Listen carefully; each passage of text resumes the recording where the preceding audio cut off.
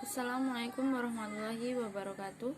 Perkenalkan, nama saya Hasina Deliana Kasaputri, NPM 210510111, jurusan Tadris Bahasa Inggris. Di sini saya akan menjelaskan tugas dari Mr. Andre Triyono Kurniawan tentang konstruksi dan objek sintaksis.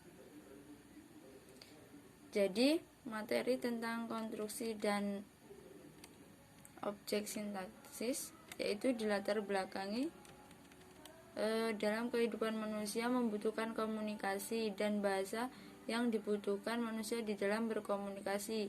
Komunikasi yang berlangsung dapat secara lisan maupun tulisan. Jadi kedua bentuk komunikasi berlangsung dapat secara lisan maupun tulisan. Dan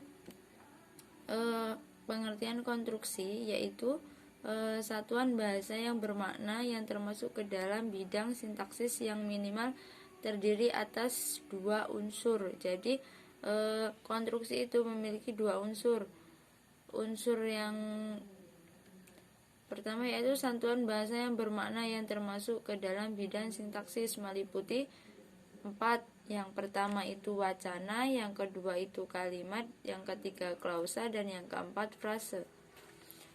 Jadi, oleh karena itu, wacana, kalimat, klausa, dan frasa juga termasuk konstruksi sintaksis. Sebagai konstruksi sintaksis, wacana yang berupa paragraf pada umumnya memiliki unsur yang berupa kalimat-kalimat yang mendukung sebuah gagasan yang lengkap. Contohnya itu wacana yang berupa teks lengkap atau utuh, dan berupa paragraf yang mendukung sebuah gagasan yang lengkap. Di samping itu, wacana juga memiliki beberapa unsur yang berupa alat kalimat, yaitu urutan, bentuk kata, intonasi, dan kata tugas. Sebagai konstruksi sintaksis, kalimat memiliki dua unsur, yaitu unsur segmental dan unsur suprasegmental. Apa sih unsur segmental itu? Jadi unsur segmental itu berupa kata, frase, dan klausa, serta unsur suprasegmental yaitu berupa jeda atau kesenyapan dan intonasi.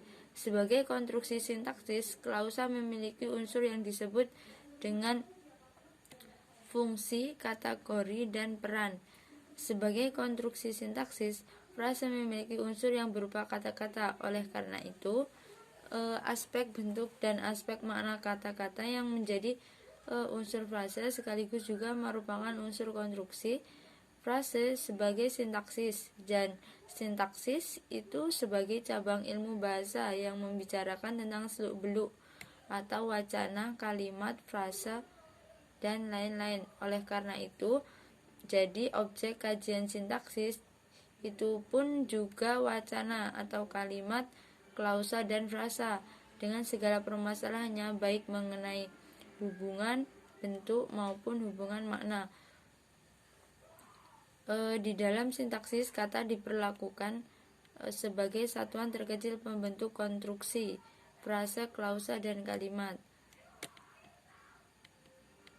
Sintaksis dan objek konstruksi dan objek sintaksis itu juga memiliki tes formatif. Yang pertama yaitu konstruksi sintaksis ialah bahasa yang bermakna yang minimal terdiri dari dua unsur yang merupakan objek kajian sintaksis. Jadi konstruksi sintaksis itu memiliki dua unsur yang harus diterapkan. Selanjutnya, sebagai konstruksi sintaksis, wacana memiliki unsur aspek bentuk dan aspek mana unsur yang berupa kalimat-kalimat. Yang ketiga, jeda dan intonasi merupakan salah satu unsur sintaksis kalimat. SPO dan PEL dan KET yang merupakan unsur konstruksi sintaksis adalah klausa. Jadi S, P, O, PEL, dan KET itu termasuk dalam unsur kalimat atau unsur klausa. Kategori sintaksis merupakan unsur konstruksi sintaksis klausa. Dan selanjutnya peran sintaksis merupakan unsur konstruksi sintaksis klausa. Dan kata majemuk tidak termasuk konstruksi sintaksis. Yang termasuk unsur suprasegmental ialah jeda dan intonasi. Selanjutnya, apa sih itu pengertian objek sintaksis? Mungkin kalian penasaran apa itu objek sintaksis. Jadi, objek sintaksis adalah salah satu cabang tata bahasa yang membicarakan struktur-struktur frasa, klausa, kalimat, dan wacana. Namun, menurut konsep sintaksis, wacana adalah sebuah kajian bahasa tersendiri atau berada di luar sintaksis. Pengertian atau objek sintaksis atau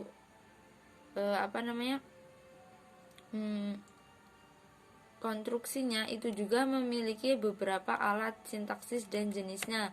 Yang pertama yaitu sintaksis juga membicarakan tentang alat-alat sintaksis yang menghubungkan antara bagian-bagian yang membentuk satu atau menunjukkan makna gramatikal di antara unsur pembentuknya. Yang pertama yaitu urutan merupakan alat sintaksis pertama. Yang kedua, bentuk kata merupakan alat sintaksis yang kedua.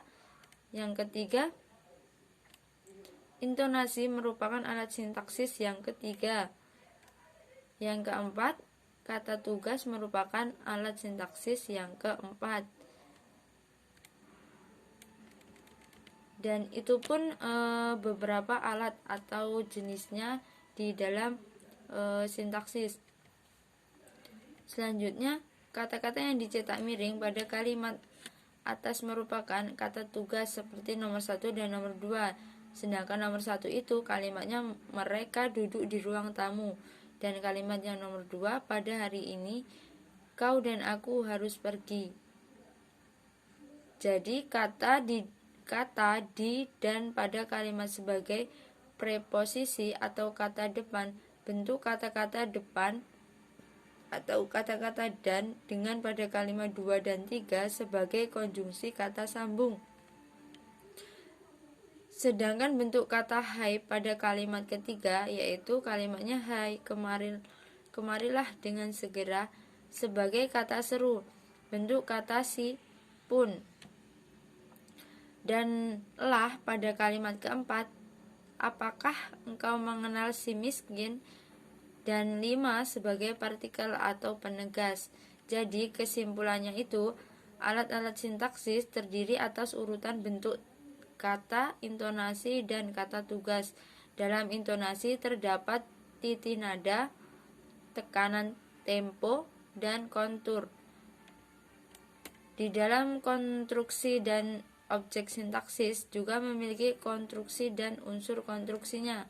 Itu seperti istilah konstruksi yang menunjukkan suatu konsep satuan bahasa yang bermakna konstruksi merupakan bangunan atau bahasa yang berbentuk satuan-satuan bahasa yang bermakna dan minimal itu terdiri dari 2 unsur secara langsung.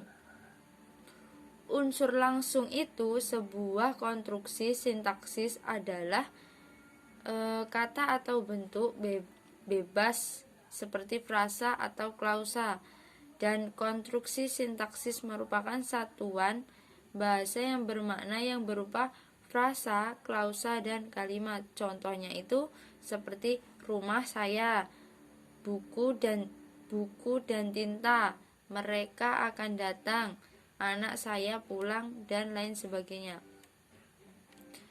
Dan konstruksi sintaksis juga memiliki beberapa ciri, yaitu ada 5. Yang pertama, unsur langsungnya berupa bentuk bebas atau kata. Yang kedua, hubungan antar unsur langsungnya atau longgar. Yang ketiga, di antara unsur-unsur langsungnya dan disisipi bentuk bebas dari kata lain.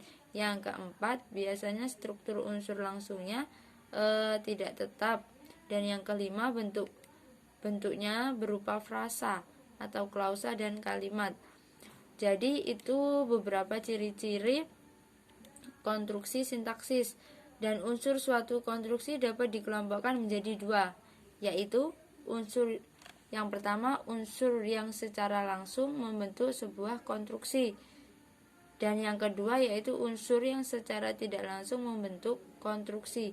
Jadi kesimpulan atau garis besar dari konstruksi dan objek sintaksis itu yaitu konstruksi sintaksis merupakan satuan bahasa yang bermakna yang berupa frasa, klausa, dan kalimat.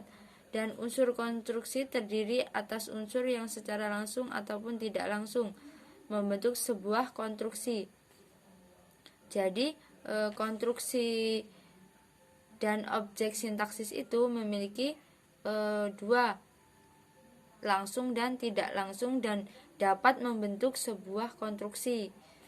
Jadi alat-alatnya juga terdiri atas urutan bentuk kata, intonasi, dan kata tugas. Dalam intonasi terdapat titik nada, tekanan, tempo, dan kontur. Objek sintaksis yaitu adalah salah satu cabang tata bahasa yang membicarakan tentang struktur, atau di dalamnya itu terdapat frasa, klausa, kalimat, dan wacana. Namun menurut konsep sintaksis, wacana itu sendiri adalah sebuah kajian bahasa tersendiri atau berada di luar sintaksis, bukan di dalam sintaksis. Jadi kesimpulannya itu tentang konstruksi dan objek sintaksis itu seperti itu. Itulah penjelasan tentang konstruksi dan objek sintaksis. Semoga bermanfaat bagi kalian yang menonton dan semoga bisa memahami.